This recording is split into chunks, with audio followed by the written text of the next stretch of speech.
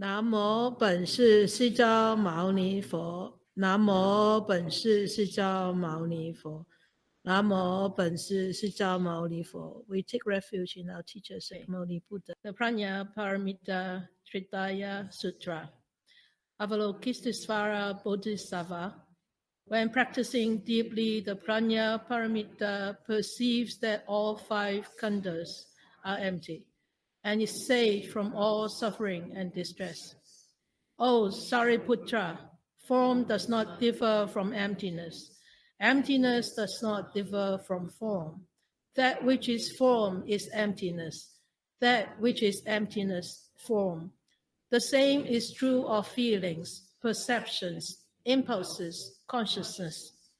O Shariputra, all dharmas are marked with emptiness. They do not appear nor disappear, are not tainted nor pure, do not increase or decrease. There is emptiness, no form, no feelings, no perceptions, no impulses, no consciousness, no eyes, no ears, no nose, no tongue, no body, no mind, no color, no sound, no smell, no taste, no touch, no object of mind, no realm of eyes, and no forth until no realm of mind consciousness, no ignorance and also no extinction of it, and so forth until no old age and death, and also no extinction of them, no suffering, no origination, no stopping, no path, no cognition, also no attainment. With nothing to attain, the Bodhisattva depends on Prajnaparamita, and the mind is no hindrance. Without any hindrance, no fears exist. Far apart from every perverted view, the Bodhisattva dwells in nirvana. In the three worlds, all Buddhas depend on Prajnaparamita and attain unsurpassed, complete, perfect enlightenment. Therefore, know the Prajnaparamita is the great transcendent mantra, is the great bright mantra, is the utmost mantra, is the supreme mantra, which is able to relieve all suffering and is true, not false. So proclaim the Prajnaparamita mantra. Proclaim the mantra that says, Gade Gade Paragade Parasam Gade Bodhe Swaha. Okay, a couple of weeks ago, we were still on the first paragraph. Avalokitesvara Bodhisattva, when practicing deeply, the Prajnaparamita perceives. So a couple of weeks ago, we talked about the six paramita. You remember the analogy that I talked about on the six paramita? The first analogy is using a boat, very good. And then the next one analogy is using a gazebo. Was it a tree? No. You know, what kind of, which part of the plant that I use? Oh, yeah. Yeah, how many petals? Yeah, very good. So what is in the center of the petal or of the flower? Huh? The wisdom, very good. What are the five petals represent? Generosity? It is. Huh? What are the five petals represent? What is wisdom? It's one of the six paramitas. Yeah. What are the rest of the five petals? Tolerance, okay. Generosity, yeah, okay.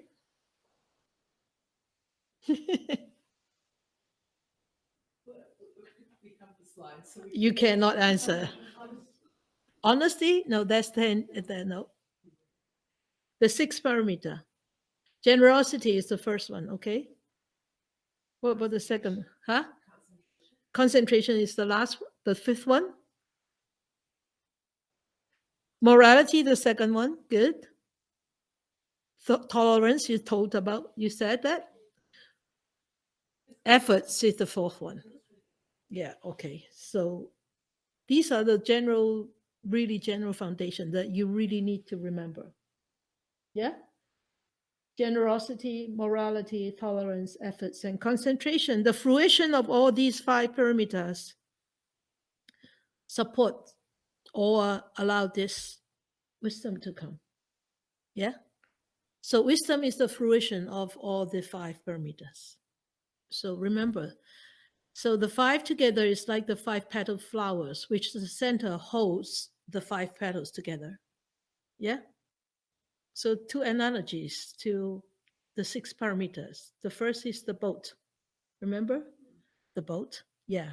Okay. And then the second one is the five petaled flowers. Okay. So, all right. Okay. Let's see.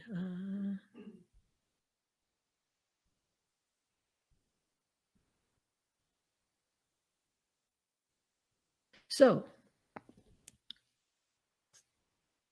you need to jump onto one slide because the opening gata is on the next slide. Okay. So when practicing deeply the Prajnaparamita, we continue with the first paragraph, the second sentence of the first paragraph. So in here, the Prajnaparamita, that means the wisdom, the paramita of wisdom. Okay, and prajna is the substance, which means it actually allow us to attain spiritual awakening. And when we attain spiritual awakening, we naturally will become wise. Yeah. So, what are we wise about?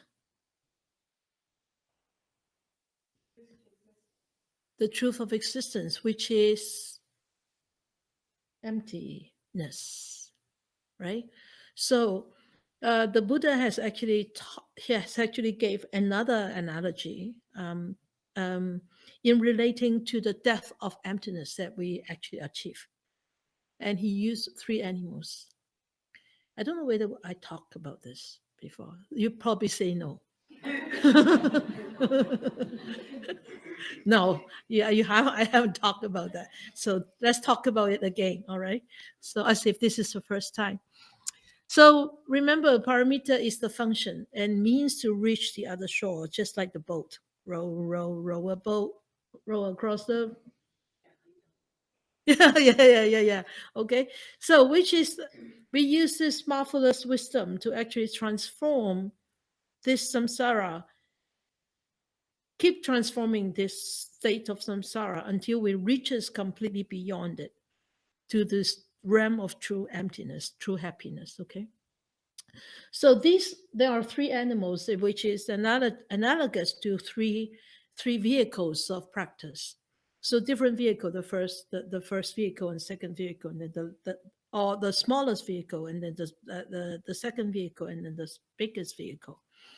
The vehicle, that means it takes you from this shore to the other shore. Okay. So the three animals, the first one is the rabbit. It says the rabbit. So rabbit, the crossing the river actually symbolizes the cyclic existence of birth and death. That means samsara. Okay. So, and the afflictions.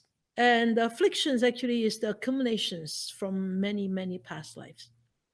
And it is really not easy to eradicate. It's really not easy to correct our old habit and to stop reacting so that we don't actually accumulate more new sankhara. And let alone an eradication of the old ones is difficult enough, but we constantly multiply. We constantly create more new habits. So we need to be very, very patient. So the three animals actually symbolizes the three vehicles, or actually symbolizes the three types of practitioners. So we can check on which type we belong to. Okay. And the water actually symbolizes emptiness.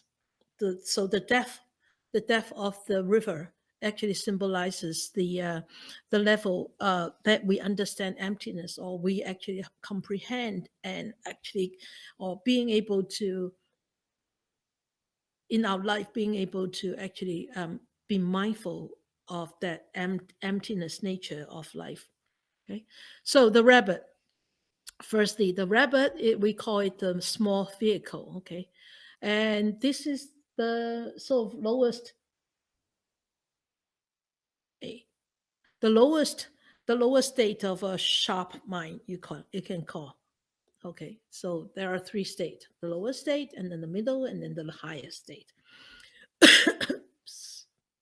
You can imagine when a rabbit trying to struggle across the river. Do you think the rabbit would know the depth of the river? It's impossible, right? I haven't seen a rabbit swim. Have you seen a rabbit swim? No, so it's quite difficult, right? So you can, so it actually it tells you how sharp the practitioners in this category would be. It won't be very sharp, right? And that means the rabbit manages to flow through the river. Like, what kind of style is that? You lie on your back and you sort of go. That's what kind of stroke is that? Backstroke. Yeah. So the rabbits probably managed on a backstroke, or float like a dog, go like this, flow across the river. The rabbit never knows how deep the river really is, and completely ignorant of the depth and of the flow of the river, of the water. So it actually, in this we call it the hearer. The hearer, that means it only hears about the Four Noble Truths. So what are the Four Noble Truths? I refreshed my memory last night because we started teaching in Fort Mountain, one of the prisons in Chilliwack last night. So new prison this year. So suffering, good. The what? There is suffering. Okay. And then the cause of suffering. Uh, yeah, the eradication of suffering through the ignoble path. That's good. Yeah, we start talking about ignoble path last night. So the whole course at Fort Mountain would last 9 weeks, and so I decided to teach the ignoble path, ignoble noble path, starting from last night. So it was great. 2 hours, and we have 11 guys. Yeah, probably 12 next week. So yeah, it's great. They seem to have enjoyed it, huh? Oh, you really? She loved it. That's why. So that was good. Because Fort Mountain is a provincial, so the sentence is shorter. So I want to do something really short, but richer. So more teaching in it, and they really like it. So, and I think and I said last night, the Eightfold Noble Path is applicable to everybody, not just Buddhist. It's the code of ethics of as a human being. So that's great. So the rabbit only knows about the Four Noble Truth. The rabbit doesn't know anything else. Okay, and it probably only knows how to talk about the Noble Truth, and really don't know how to really walk on it. But as the rabbit gets more and more wiser and wiser, he actually become really more capable and more fluent and more mature on that path of understanding the Four Noble Truth, and he eventually attain a state of enlightenment. and it's called, they actually have attained the state of hearer, Hearer. That means listening, heard. Okay. So with this rabbit, it only be able to actually self-liberate it. It cannot help others to liberate. Now, and the second one is the horse. So the horse is bigger, right? At least the horse is taller and bigger, so it doesn't need to flow. The horse, I have seen horse swim in river, right? They really swim. I don't know whether they walk or they swim, but I've seen horses in river. So horses are bigger, and they may be able to really cross the river by swimming or touching part of the river as they cross. But whereas the rabbit cannot really touch the bottom part of the river. Okay. So in here, it says that the horse are able to touch the two sides of the bank. Here, this side, and this side of the bank. So in the middle of the river, the horse might not be able to know the depth of the river in the deepest part. So here it says that the horse actually is analogous to a Pratitya Buddha. That means the Buddha who are actually attain that enlightenment independent of an existence of a Buddha. There's no Buddha. There's no teachings of a Buddha whatsoever in the world. In the world, there's no teachings of the Buddha, no Buddha, nothing. They've never heard of the word of an enlightened being called Buddha. So they actually attained an enlightenment themselves. So it's called a Paticca Kaya Buddha, and it says that even though they are able to cross the river, but they are swiveled by the current of the water.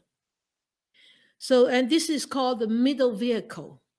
And the middle vehicle, that means they actually attain their enlightenment through understanding thoroughly the 12 links of dependent origination.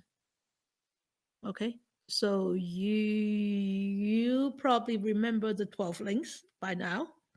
If not, then go home and read it tonight. Okay, so that's the horse. And then the next one is the big elephant. The big elephant symbolizes the Mahayana path. It's called the big vehicle, or the Bodhisattva path. So this actually symbolizes powerful, very strong practice. And the elephant can actually reach the bottom of the river when they cross the river and sail through the river and the current with no difficulties. So this is the third animal. And this depicts the Bodhisattva having practices the 6 paramita and allow these 6 paramitas to come to fruition. And they fulfilled and attained the achievement of seeing emptiness, complete emptiness. Okay. And so that's why they said they can reach the other shore. So the big elephant, the Buddha, the Bodhisattva, sure and firm in his crossing. So what's the difference between the Buddha and the Bodhisattva with the other 2 animals?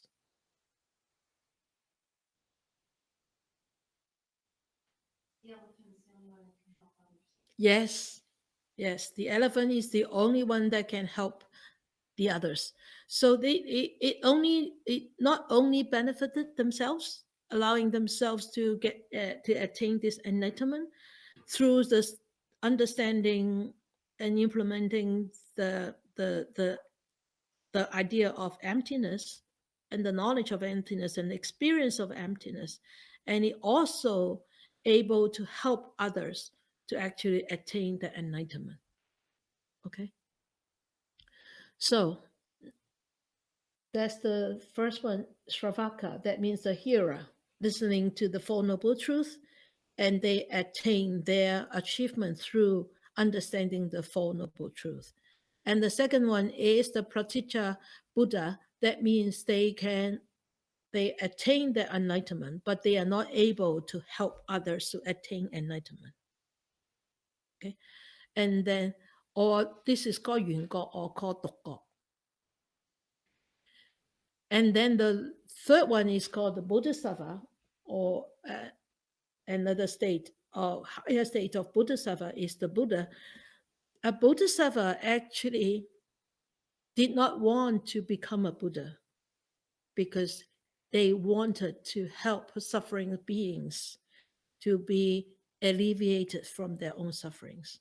So that's why they choose to stay as a Bodhisattva. Okay, like him. He chose to stay as a Bodhisattva until all the prison, all the hell's realm is completely empty and all beings are liberated. And it's impossible. We know it's impossible. Okay? So he will never become a Buddha. He will always remain as a Bodhisattva. And so is Avalokitesvara. Okay? So this is the three animals that actually the teaching that the Buddha used as a way to explain to us the different state of understanding and implementing the emptiness. We reach different state. So when we cross the river, so check on us. So who are we? Which one is us? I don't think I'm a rabbit yet. Okay, so I want to share with you a story in the Mahayana tradition. It's actually a very famous Zen practitioner. His name is called Jing Bigfeng. Okay, and Jing Bigfeng is a really strong Zen master. And he can go into a deep samadhi for a long time. One day, of course his sankhara, his karma is not completely abolished yet, not completely eradicated. So one day, somebody wanted to catch him. So his name is Jin Bigfeng. Okay, so one day somebody wanted to catch him, and they couldn't find him. So they asked the earth diva, they said, hey, where is this practitioner? And this the earth diva, earth diva said, oh, he's in deep samadhi, you can't see him because he attained this level of emptiness. You can't see him. With your state of mind, you will not able to catch him. But Jin Bigfeng is very attached to something. His crystal bowl.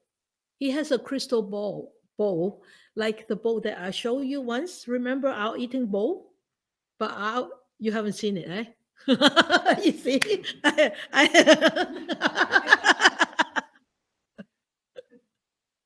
Have we got a bowl here? No, I don't think so here. Well, anyway, the bowl that we eat with, is a ceramic bowl. So, but Jing Bigfeng has a crystal bowl, a really transparent crystal bowl. And that is his favorite, his beloved crystal bowl.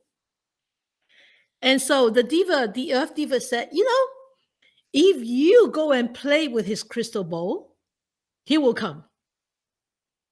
Because he is so afraid that, somebody would take his crystal bowl.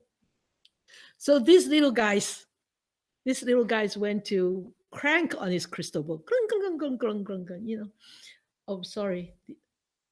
It's working. Okay, it's working. You want to start here? Better have something, right? Maria, you should be here pressing the button. Anyway, so these little guys, they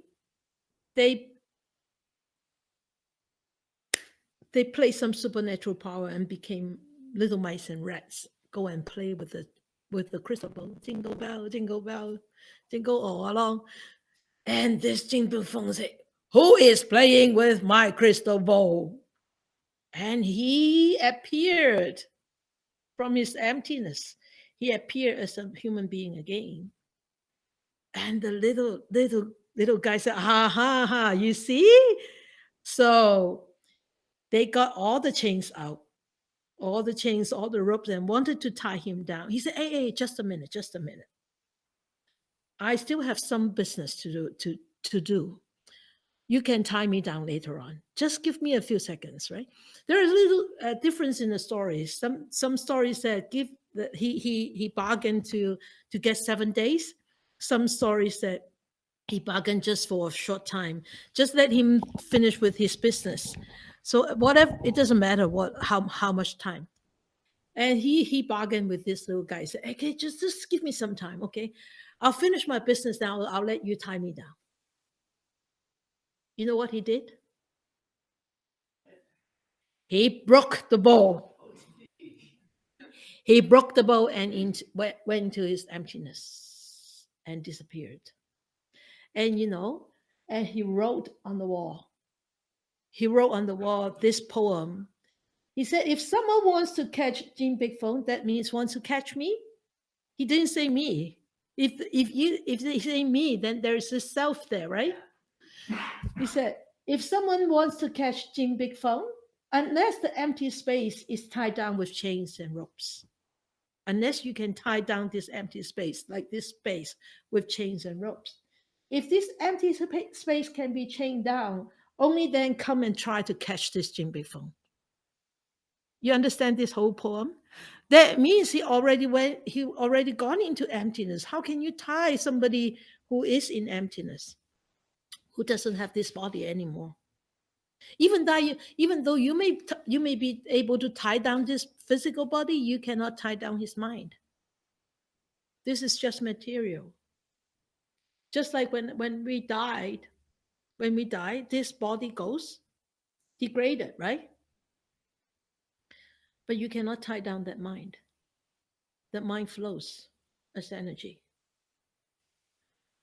You see, so this is the you can see from this poem that certain people can reach that state of emptiness, that understand that state of emptiness and detach themselves so much that nothing can tie them down. Okay, so see if we can be the next Jin Bei Feng. Okay, so now we are still on this second paragraph of eradication of suffering, but we are on to the third phrase now. Perceives that all 5 khandhas are empty. So the 5 khandhas, that means in the English, they call the khandhas aggregates, or they can be called heaps of things, heaps of things. But in Sanskrit, khandhas mean a picture. And red pine, I told you about red pine before. Red pine actually wrote a very good commentary on Heart Sutra. And red pine said the khandhas possibly in the old days they meant a banyan tree. This is a banyan tree. This is the roots of a banyan tree. But you know how banyan tree comes? Anybody know? No. Okay. Have you seen a banyan tree? Yeah, with the aerial roots. You know, the banyan tree actually they don't grow from the bottom; they grow from the top. A banyan tree is possibly the birds drop the seeds of a banyan tree on some other tree like a log, and then it grows on there, and then they have aerial roots. They give out a lot of aerial roots, and the aerial roots grow from the top to the bottom. The aerial roots actually becomes the trunk of the tree. And but with the banyan tree, it keeps on giving out aerial roots. So in a big banyan tree, you can see this banyan tree. This banyan tree is almost 1,000 years old. This one here. These two pictures. This picture I took it 3 or 4 years ago. This one was just last year in Fujian. This is I think about 800 years old. This one here, and you can see these are all the aerial roots, and you can see aerial roots hanging down here, and these are all aerial roots. This is the younger ones. This is the older one. I think nowadays in one of the oldest banyan tree, there are 350 trunks in one banyan tree. And this is the banyan tree. You can you see these aerial roots here? These one hanging down. These are all aerial roots, and these roots will become the trunk itself. So this is how a banyan tree is actually survived. So in the word kanda in the Sanskrit term actually means a tree that walks, and a tree with trunks that support itself. And a banyan tree in the old days, it says that the tree is like a human being standing there. And it's called, and the banyan tree has the name also called a tree that walks. So in the Nikaya, there are stories about a banyan tree. It said that if you see it from a distance, this tree trunk was sometimes mistaken like a human being in the Nikaya, in the Pali Canon. So the Red Pine said possibly the Buddha was using this word because he in the old days there. Nowadays too, in Hong Kong and in India, there are a lot, and also in China, there are a lot of banyan trees. I don't think a banyan tree can survive here. It's too cold. I think it's a tropical tree. So the Buddha, instead of seeing an individual as a single kanda, he saw it as 5 khandas.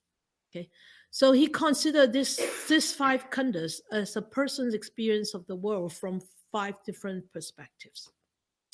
So you all know what are the 5 khandas, right? Quiet. Okay. So we will talk about the 5 khandas. But let us talk about the word perceives first. I have it in red. That means we are talking about this now. Perceive that all 5 khandas are empty. Perceived, it means having insight or deep realization of what? Of emptiness. Emptiness of all phenomena. So this is the deep insight into the deep truth about our own existence, about the existence of all phenomena. That means about the emptiness that we previously misunderstood, that we are really, really, truly existing.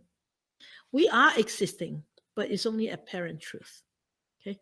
So this insight also becomes actually an act of purification. Why is that? Why do you think this is an act of purification? Yeah. So when you understand the truth, and if you can actually implement that into your life experiences, don't think about that purification is really way up there. Purification can happen drop by drop, little by little, right? Each drop could be one act, one purification process. Okay, so that's why when you understand it, when you get insight, when you realize, when you become awakened, that becomes an act of purification. Okay, so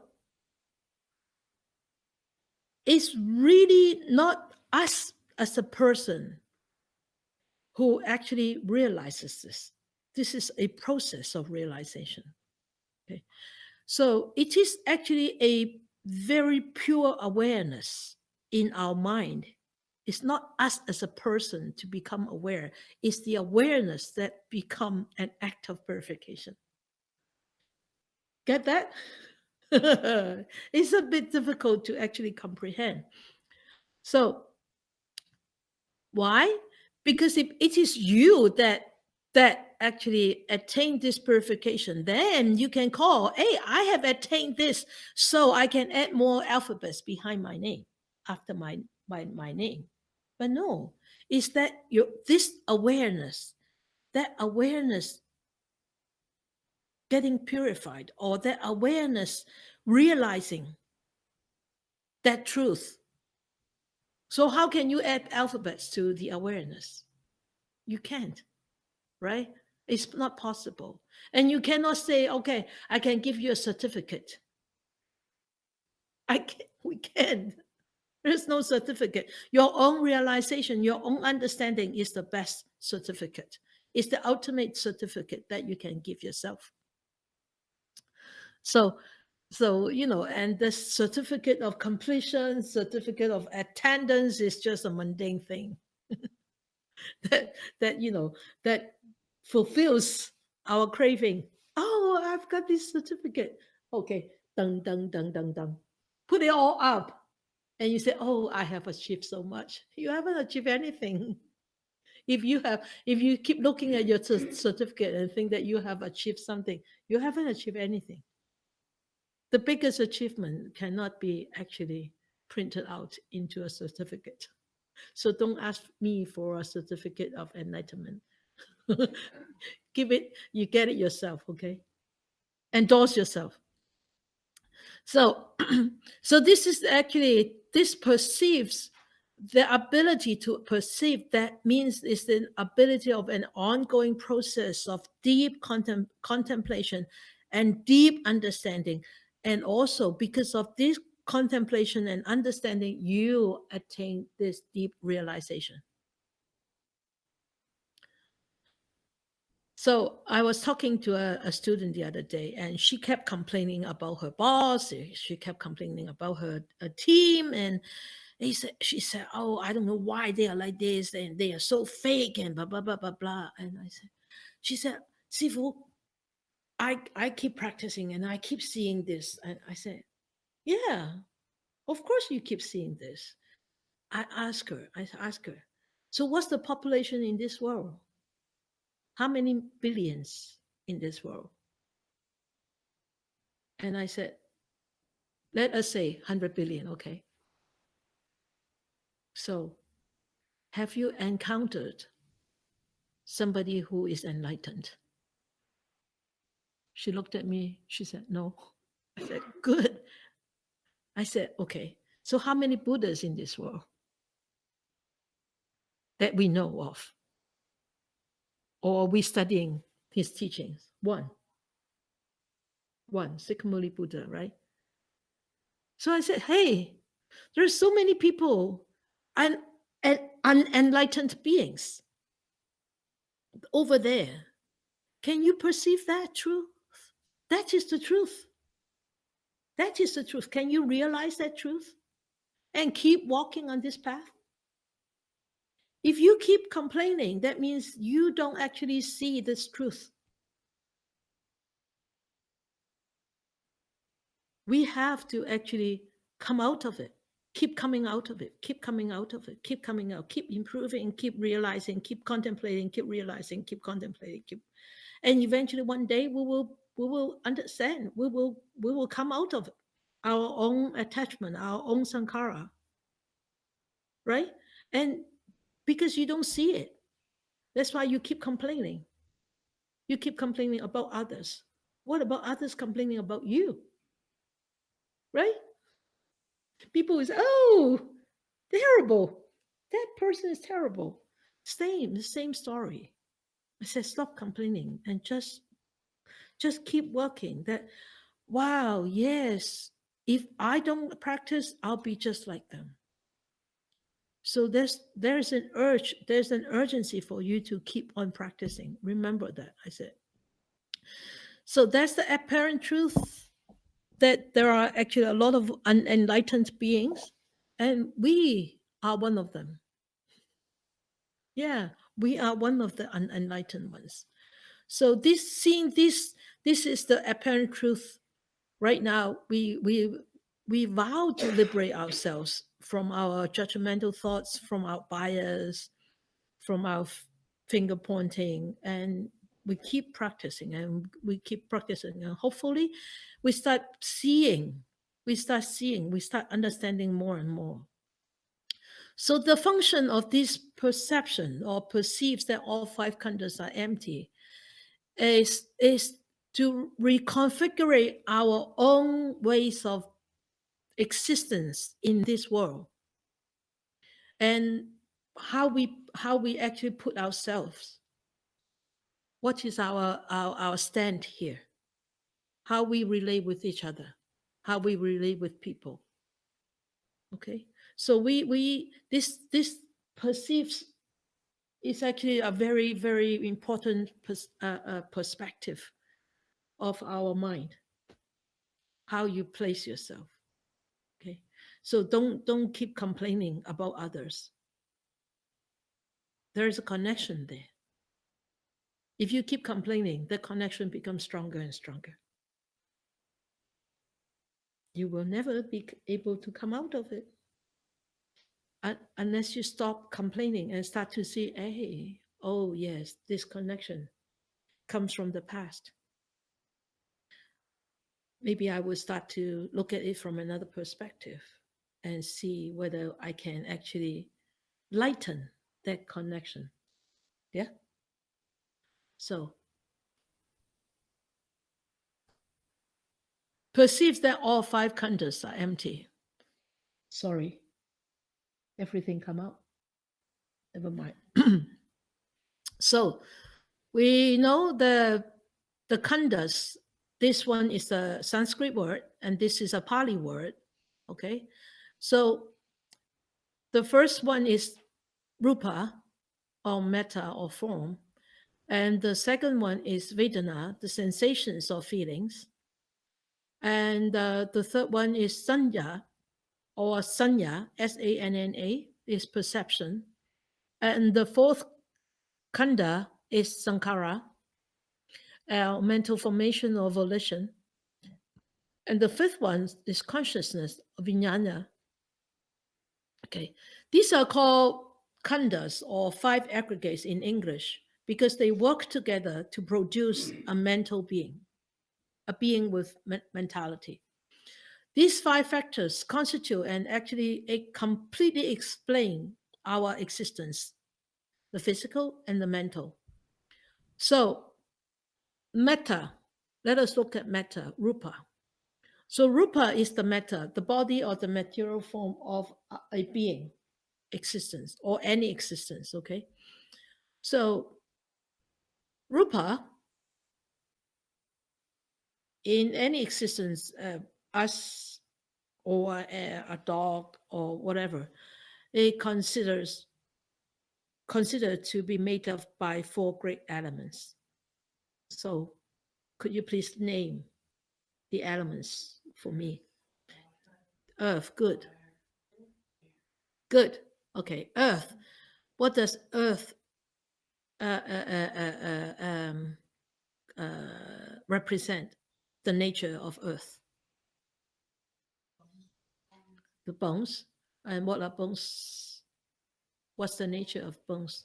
Solid. Okay, solidity. So what is water? Blood. What else? Cohesion, cohesiveness. So it binds. It binds what? It binds the earth together, right? Okay. Then what about fire?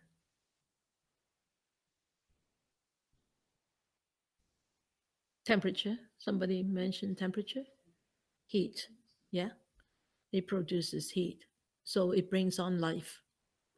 So what about the wind? Yeah, breath. So what's the nature of breath? Huh? Okay.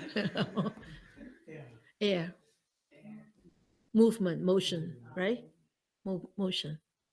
Okay. So this is the material, composed of four great elements. Rupa, though we think it is just a material world, it is actually the outside world.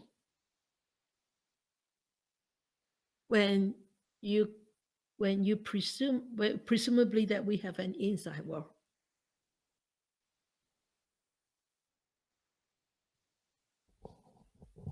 Can you see that? Me as a form here. This is the outside. Yeah. And even inside, that is the outside of the mind. Yeah. So like this, the form here is also the outside, the wood, the hardness, everything. The rupa is the outside. But whereas the wood inside, there's this nature of solidity. There's this nature of cohesiveness. There's this nature of the mind part of the wood. Yeah. Okay, the softness, the solid part, or the watery part, or the motion part. Okay, so rupa, don't just look at rupa as a material part. It also represents the outside world. So form is like a mask. Can I remove this? I can't. I can. If I remove this form, then I won't be existing anymore. I won't be alive anymore, right? If I remove all the skin, it will be horrible, right? So rupa actually makes up the presumed outside world when we presume that there is an inside world. Okay. So also rupa also represents that there is this power to this form. Why? Our eyes rupa. What's the power of the eye? Yeah. Our ears the rupa. Yeah. What's the power of the ears? To hear. You see, there is strength. There is a certain power to this form. It's so complicated. I tell you, Heart Sutra is complicated. If you want to sort of brush it on very general talk about Heart Sutra, you can talk about Heart Sutra in 3 days or just in one night. The wisdom of Heart Sutra, talking about emptiness. But if you really want to study Heart Sutra in detail, Heart Sutra is very, very deep. Okay. Yes. So the power of sight and hearing, No. the power part. That the power part actually is included in that rupa. Right? Okay. So rupa also includes the power of that form. Yeah. This is a form. What's the power of the skin? To protect us, to nourish us, right? Okay. So the ability to see, the ability to smell, the ability to feel, the ability to taste also is the power, is the rupa. So it's not just the form itself. Okay. So now this is the first kanda. Yeah. Go. So there are how many khandas? Good. Okay. You are very, very alert. Okay. So now we talk about the nama. Nama is the mental part. So the nama means the way we know, the means that we know the things, okay, by means of the nama. So nama is the outside world, the inside world. Good. The inside world. So the first nama is the Vedana, the sensations or the feelings. So it can be pleasant, unpleasant, or can be neutral. Okay? Nice feeling. Very smooth. I like it. Oh, very sweet. I like that sweet taste. Yeah? Okay, that's sensations, feelings. It could be physical or it could be emotional. Yeah? And then the next nama is perception, sanya, sensory or mental process, right? So we perceive, we call this, after we see this, we call it a stick, or we call it a gong stick, or we call it a little hammer, whatever we want to call it. Okay? Or this is a beige color. So we know, we can identify what these are with our past experiences. A tree, beige color, a t-shirt, or I'm scared, fearful, okay? Perception. Then there comes this memory or reaction or action or mental impression or recollection, whatever word you want to use it. It's called sankhara. So sankhara that means we actually will start to act out after we perceive. So this is actually a process that we initiate an action or initiate an act. So what is the common sankhara that you have experienced?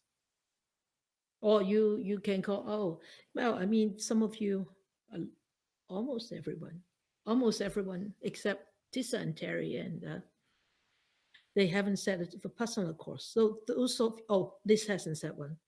So for those who have said Vipassana course, so what is the sankhara in your meditation?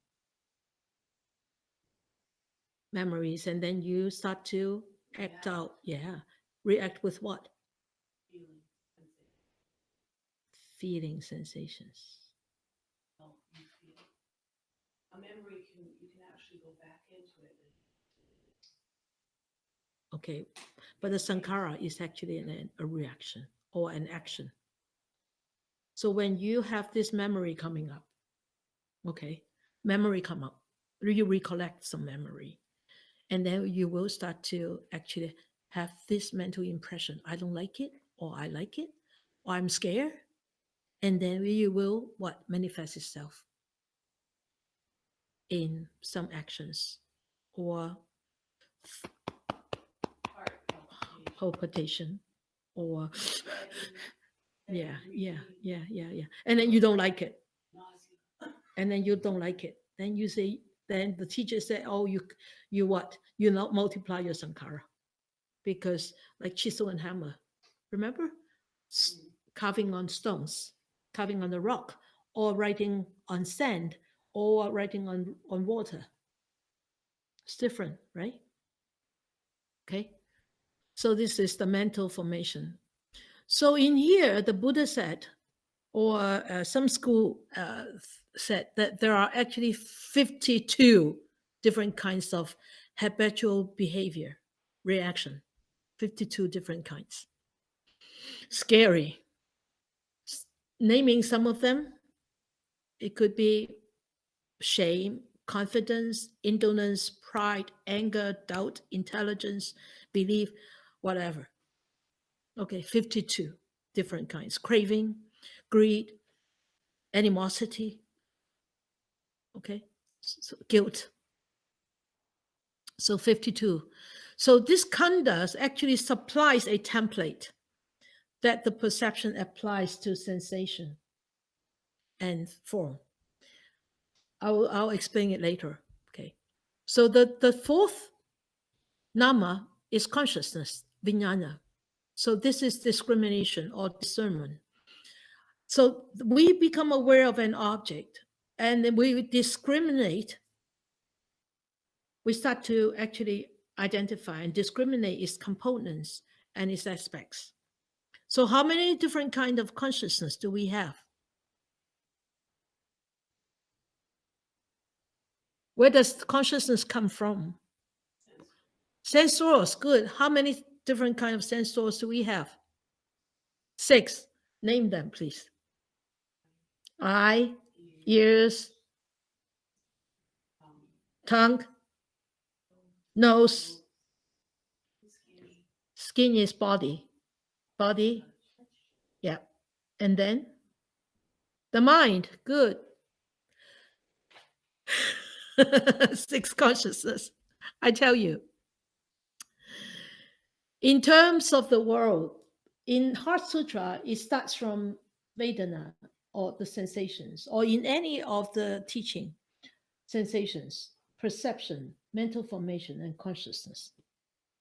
But actually, it starts from consciousness first in the real world. We talked about that, didn't we? The eye sees something. There's this eye consciousness coming up. And then it works its way up.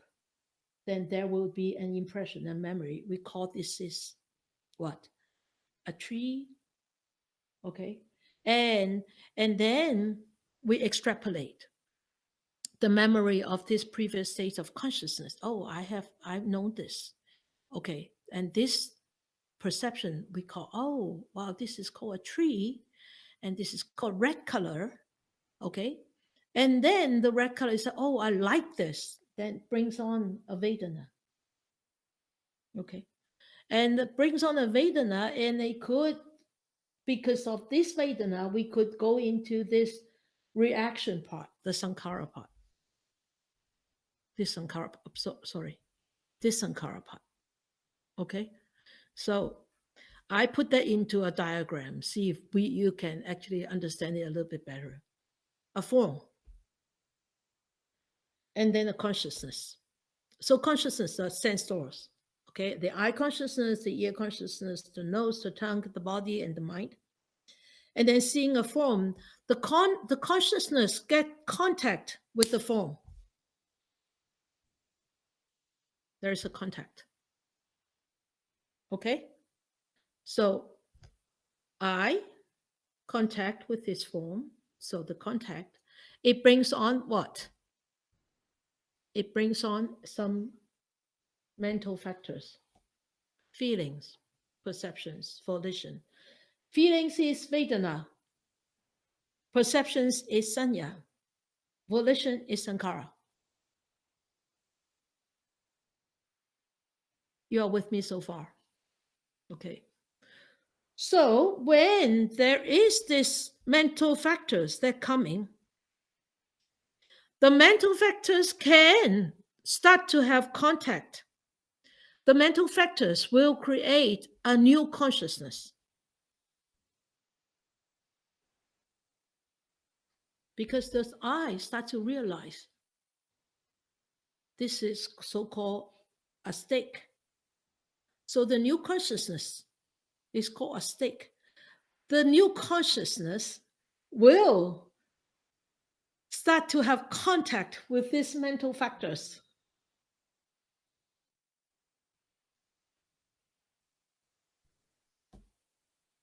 And then it will create another whole set of feelings, perceptions, and volitions.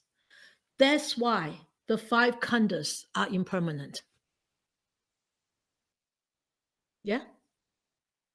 Keep changing. If the 5 khandhas always go this way only, it only goes this way, then it ends. Then it's always like this, right? But no, because there is these mental factors, it will create a new consciousness. The new consciousness seeing things differently. If we start to actually meditate more and we know, hey, I should not react like this. I'm going to multiply my sankhara. I'm going to strengthen my old habit pattern of reaction. Let me take a look at it. Let me take a deep breath. Let me stay put for a little while. Hey, you see, you create a new consciousness, then you start to see things very differently. You start to perceive things very differently.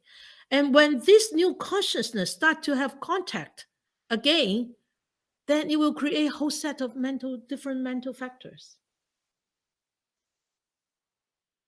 You see, that's how we can actually improve ourselves.